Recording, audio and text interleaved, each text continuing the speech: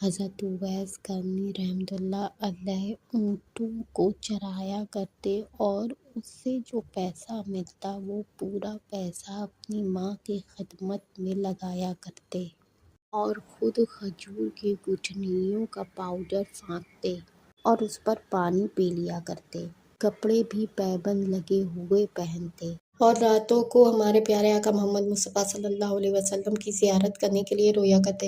آپ کو دیوانہ سمجھ کر لوگ آپ کو پتھر مارتے۔ اس پر آپ لوگوں سے کہتے کہ چھوٹے پتھر مارا کرو، چھوٹے پتھر لگیں گے تو وضو بنا رہے گا، میرا شوق بھی پورا ہوتا رہے گا اور تمہارا شوق بھی۔ چونکہ ماں نابینا تھی اس لیے سارا وقت ماں کی خدمت میں گزرتا، اسی لیے حضور پاک کی زیارت کرنے کا وقت نہ ملتا۔ ایک دن صبح کو ماں کی خدمت میں حاضر ہوئے اور فرمایا کہ امی جان، میری دلی خواہش ہے کہ محمد رسول اللہ کی زیارت کرنے کے لیے جاؤں۔ اس پر بوڑھی ماں نے کہا کہ ہمارے آقا تو بہت ہی حسین و جمیل ہیں، آپ کے پیچھے جو بھی عقل مند گیا وہ دیوانہ ہو گیا، وہ چاہے حضرت ابوبکر صدیق ہوں یا پھر حضرت عمر ہوں یا حضرت عثمان غنی ہوں اور چاہے حضرت علی رضی اللہ تعالیٰ عنہ ہوں۔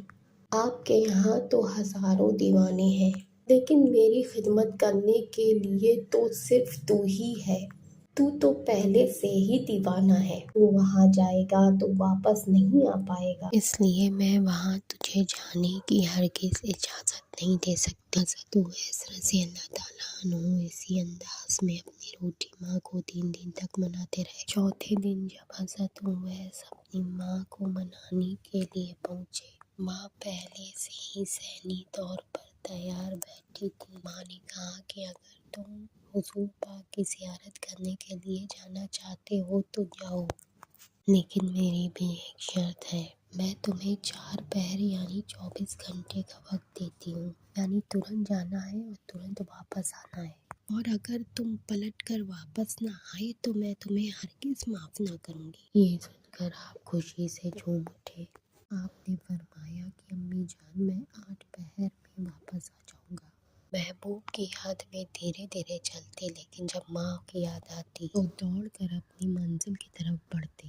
آپ کی یہ یاد اللہ کو بھا گئی۔ اللہ پاک نے زمین کو حکم دیا کہ اے زمین سکڑ جا اور اویس کو مدینہ جلدی پہنچا دے۔ علماء لکھتے ہیں کہ ابھی چاشت کا وقت بھی نہ ہوا تھا کہ حضرت اویس رضی اللہ تعالیٰ عنہ مدینہ منورہ پہنچ گئے اور بڑے بڑے کھجور کے پیڑ دکھنے لگ گئے۔